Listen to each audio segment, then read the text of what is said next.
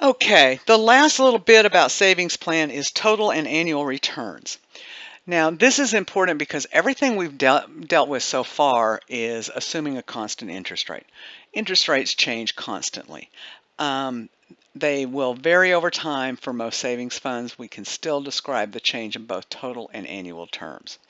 So our total return, oops, I dropped my pen, is the percentage change in the investment value. Okay. Our total return, and if it looks familiar, this is just the relative change formula that we've applied to so many things along the way. Okay. When we look at this, we go back to our same definitions. A is the accumulated amount, P is the principal, it is the beginning amount. So it's just the ending minus the beginning over the beginning, which again we have done a lot of times. Our annual return is the APY that would give you the same overall growth for Y years. Okay, so if it fluctuates, it's kind of like the average of the interest rates. Okay, and notice both of these are converted to a percent.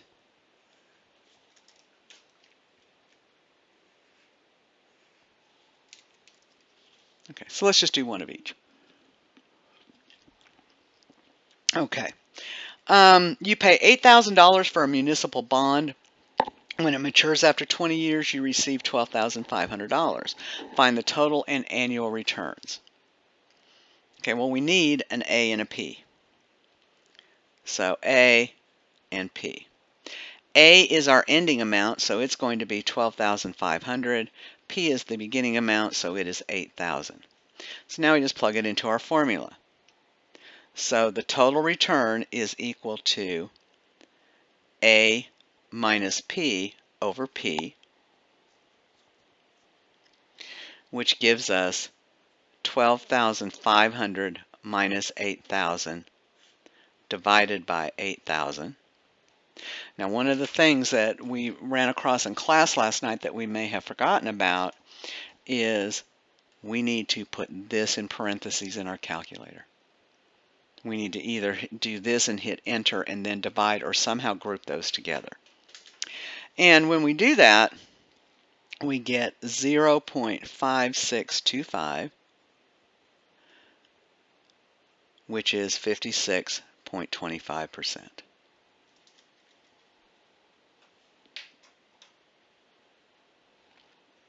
If we want to look at our annual return, we need an A, a P, and a Y. So we know our A is 12,500, P is 8,000, and Y is 20 years.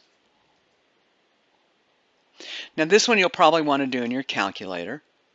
So the annual return, if I plug it into the formula, and I'm doing this just for space, is A, 12,500 divided by P, which is 8,000, to the 1 divided by Y minus 1. So in your calculator, you would do 12,500 divided by 8,000.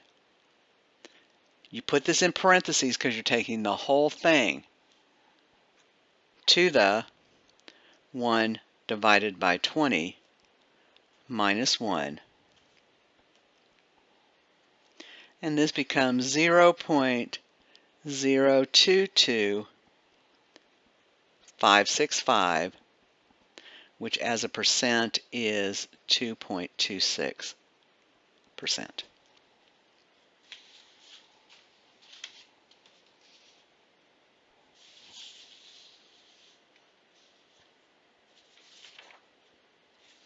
Okay. Any questions on that? Well, you can't answer a question. It's a video. All right. Now we're going to go to the problems that you did in your groups.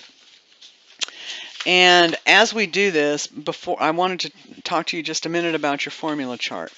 Everything that is highlighted in pink we've already done. Okay, all these formulas. Are you going to have to memorize them? No. Are you going to have to know what each variable means? Yes. And how to use it? Yes. Now notice on this table that it has it broken down into lump sum and periodic payments. This is the first thing you will do when you're looking at which formula to use if you're talking about a savings plan. You're going to say, okay, did I deposit a whole bunch of money at the beginning and leave it alone? Or am I making regular payments into the account? If it's a lump sum, then you look and see, well, is it simple interest or compound interest? And we've only done savings so far. And notice on here, so from here you can either find the ending amount or the beginning amount. The ending amount or the beginning amount. Ending amount or beginning amount. And then we talked about APR and APY. Here, if it's savings and you're making regular periodic payments, there are two formulas where you can find the ending amount or the amount of the periodic payment. And whichever one you want, that's what is going to be equal to the formula. So if you want to find the accumulated amount, use this formula. If you want to find the month of the payment, the amount of the periodic payment, and you know the ending amount, you use this one. Then, real quickly, total return and annual return. I would recommend on this chart that you take the time and write down your definition, what is meaningful to you about what these variables mean. The A standing for accumulated balance may not mean anything to you, but you may want to put the end. Okay, so let's do some problems. I'm going to keep this handy. Okie dokie. So suppose you want to invest $5,000 for 4 years in an account that earns 3% compounded monthly. No additional deposits were made. Okay, what does that mean? That means this is a lump sum.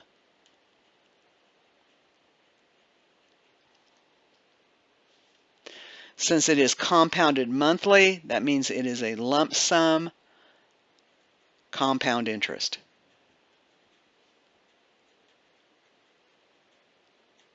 Once you know that, it's just plug and chug into the formula. So in the formula, you need to have an A, a P, an APR, whoops, I always do that, an N, and a Y. Okay, so from the problem,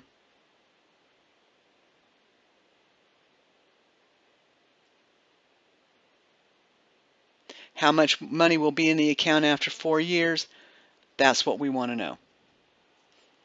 The principal, the amount we're putting in there is $5,000. The APR is 3%, which is 0.03.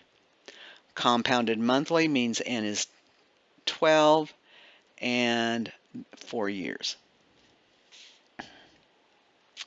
So A is equal to 5,000 times 1 plus 0.03 divided by 12 to the 12 times 4,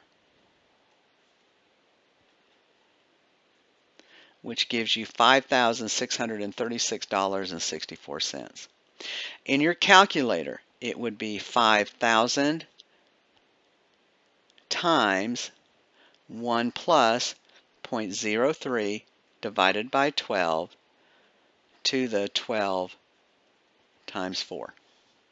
And it should give you the same amount.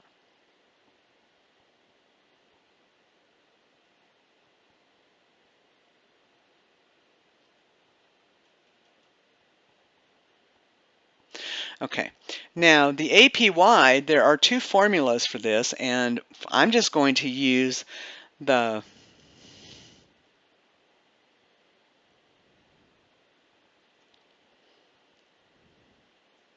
well, I'll just go ahead and use the formula. Okay, and the formula says I need an APR and an N, so I need an APR, which is 0.03, and I need an N,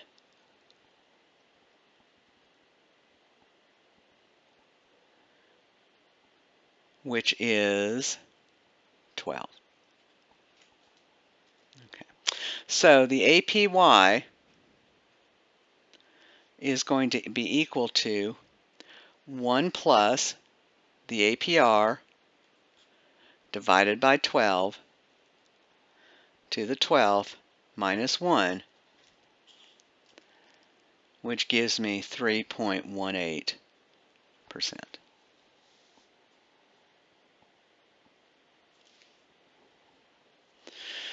Okay, next problem. This is the one I did wrong. You want to have $15,000 in an account in 8 years. How much should you deposit today? That means a lump sum.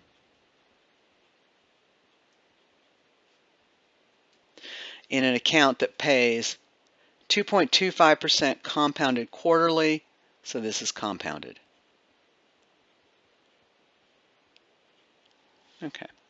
So I'm going to find that formula, but before I do, I know I need an AP, I need an A, a P, an APR,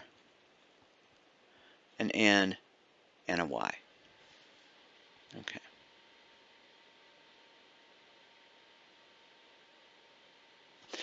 This time they give us the ending amount. They want to have $15,000 in the account. This is what we don't know.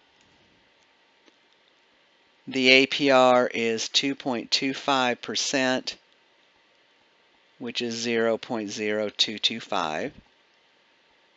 It is compounded quarterly. There are 4 quarters in a year, and we're talking about 8 years. Okay, it's hard to show on here, but if you use your formula where you have P is equal to, it is A divided by 1 plus the APR divided by 4 to the 4 times 8. And if you put that in your calculator, you end up with 12,535.37. Now in your calculator, it would be 15,000 divided by 1 plus 0.0225 divided by 4 to the 4 times 8.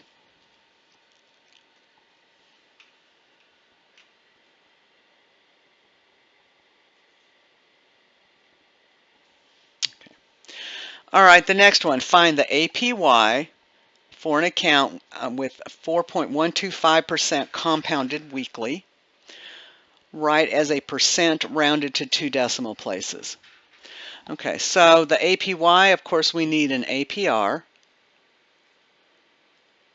which is 4.125%, which is 0.04125. And we need an N, if it's compounded weekly, that's 52. So the APY is equal to 1 plus the APR 0.04125 divided by N to the N minus 1, which gives us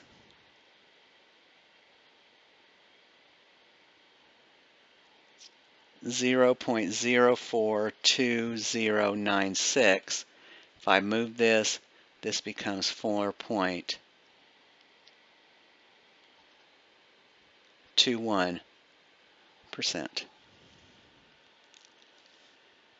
Okay. Why is it higher than the annual interest rate?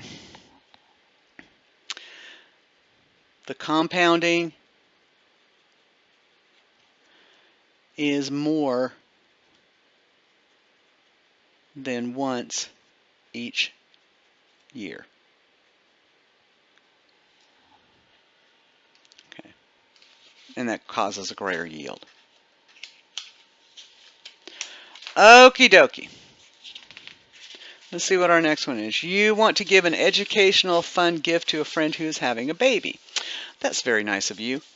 Option A is you purchase a savings bond for $75 that earns an annual 4.5% simple interest.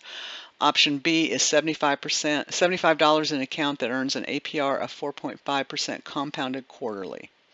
Okay, without doing any calculators, which option will you earn the most interest? Option B.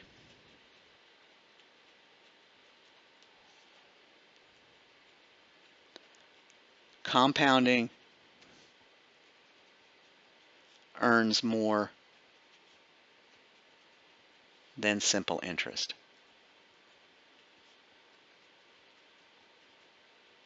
Okay. What is the difference in the amount of interest earned in 18 years when the baby is ready to use it towards their education? Okay, so we're going to have to compare the simple interest and the compound.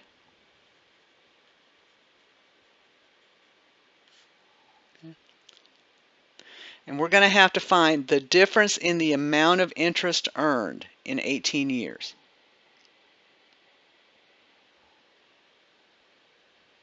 Okay, well, the simple interest formula, of course, is A equals 1 P times 1 plus R times T. And compound interest, A is equal to P times 1 plus APR over N to the NY. Okay, so we've got our formulas. We need to know what our A, our P, our R, and our T are. A, P, APR, N, and Y. Remember that R and APR are the same thing. T and Y are basically the same thing. Okay, so we need to know our A, our P, R, and T.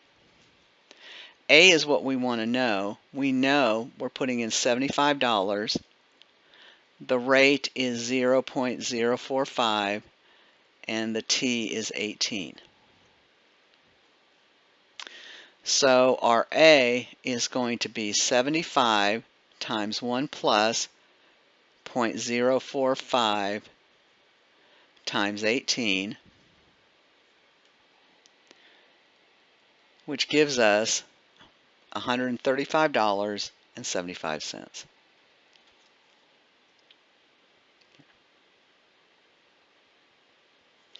Now, we're looking at the difference in the interest earned. The interest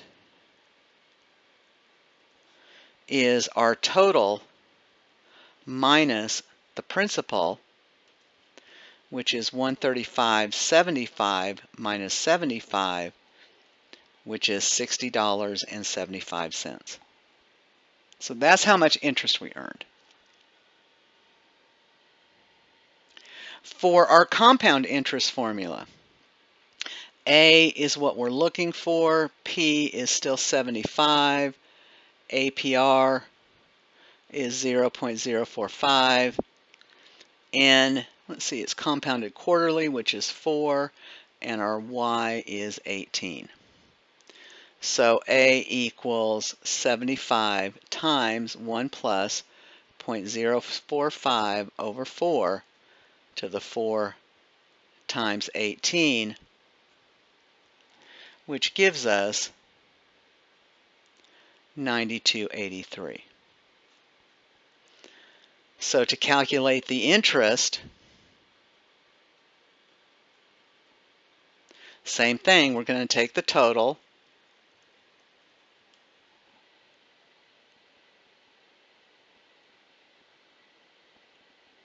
I'm sorry, this is 167, excuse me.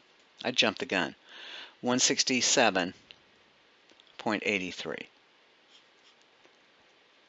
So if I take 167 minus the 75, then I get the interest is 92.83. Okay, so what is the difference in the amount? So now I just take the compound minus the simple,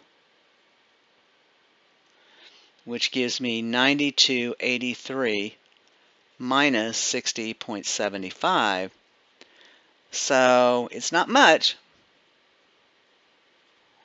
but it's $32.08.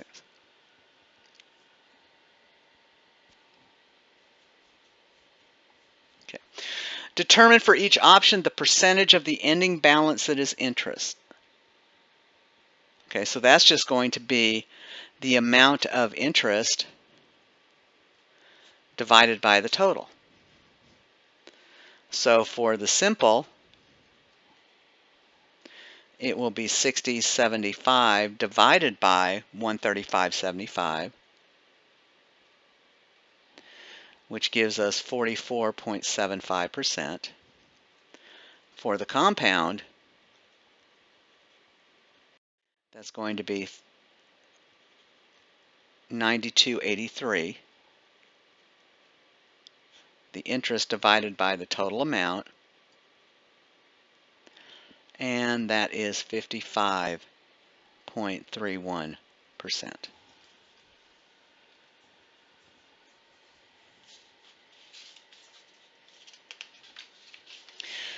Okay. 6 years after purchasing $6,000 worth of Beanie Babies, you auction them off on eBay for $2,500 at a loss. What is your total return? Okay, so our total return, you need your A and your P. A is your ending balance, $2,500. P is your beginning balance, $6,000. So it is A minus P over P, which is 2,500 minus 6,000 divided by 6,000, which is a negative 58.33%.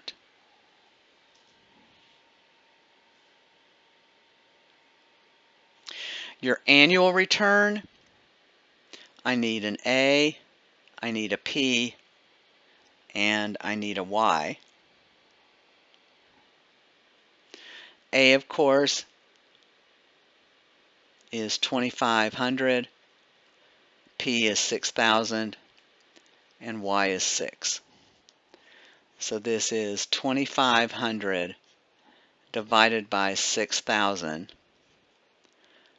to the 1 divided by 6 minus 1, which gives us negative 13.58%. Okay.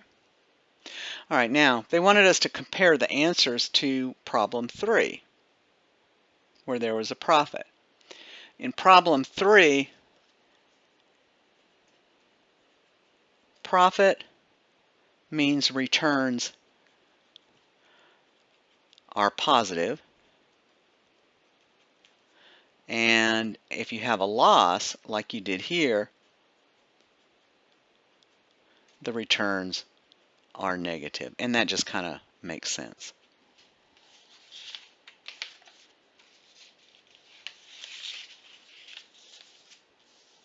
Okay, last page. Suppose you want to accumulate $250,000 for retirement in 27 years. Okay. You have two options. Option A, you make a lump sum payment in an account that has 4.25% APR compounded weekly. Or option B, you make equal monthly deposits in an account with an APR of 3.75. Okay. How much do you need to deposit in option A to realize your goal? Okay, so this is lump sum compounded weekly. And what we need to know is how much would you need to deposit as a lump sum? We are searching for P. So I have my A, I have my P, I have my APR, I have my N, and I have my Y. The A is our anticipated ending amount, which is $250,000. P is what we want to know. APR is 4.25, so that is 0.0425. It is compounded weekly, which means N is 52, and it's 27 years. So I'm going to use the formula that solves for P. So P is equal to A divided by 1 plus 0.0425, our APR, divided by N, to the N times Y.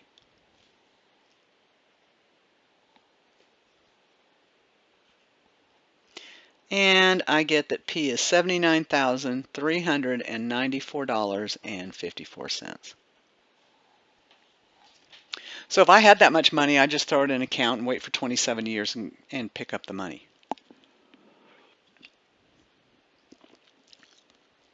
All right, the second one. How much money would you need to deposit monthly to realize your goal?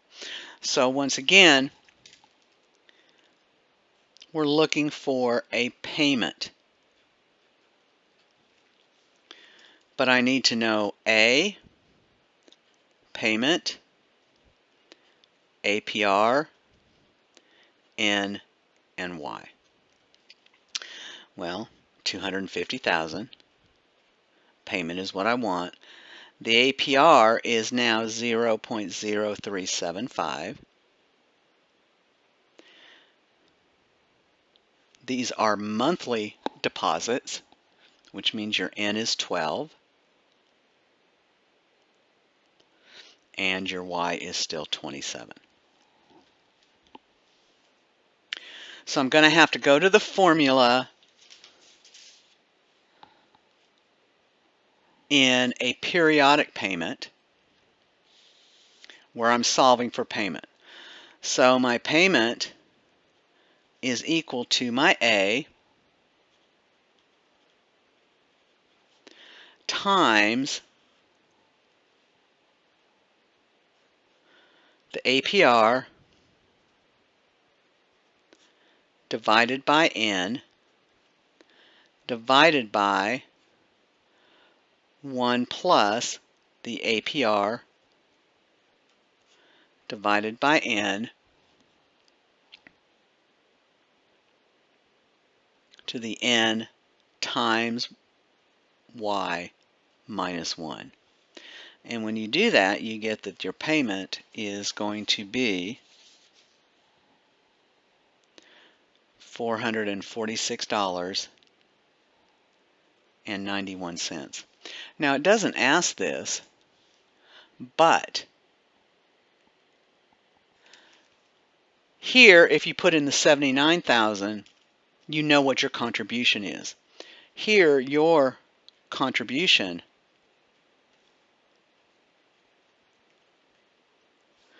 is $446.91, 12 times a year for 27 years.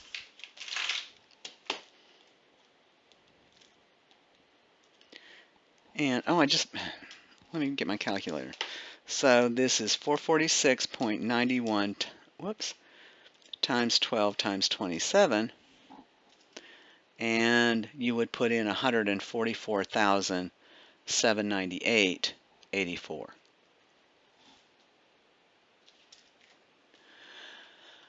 But the reason more people don't do that, so your contribution is double almost, but you're paying it out over 27 years. Here, if you've got the money and you can put it in the bank, that's great. Okay, and this last exercise is really just to show you the power of the interest rate. Okay, so suppose your great-great-grandmother invested $100 at the end of 1900 in each of these three funds that are tracked by averages in stocks and bonds and cash. Use this formula to determine approximately how much each investment would have been worth at the end of 2020. So at the end of 2020 minus 1900 is 120 years. So we're going to see what $100 turns into in 120 years if you just leave it alone. Okay, stocks. The only thing that's going to change here is my APR. We know that the principal is $100. The years are 120. So this is going to be 100 times 1 plus 0.064 to the 120. And that gives us $170,999.70. Not bad. Bonds at 2.2% is 100 times 1 plus 0.02 to the 120, which brings it down to $1,076.52. And finally, cash, 1 plus 0.008 to the 120 brings it to $260.17. So, these are all compounded, but notice how the difference in the rates and how much the difference in the earnings are, because so much of it is interest. Okie dokie, that is it for 4D.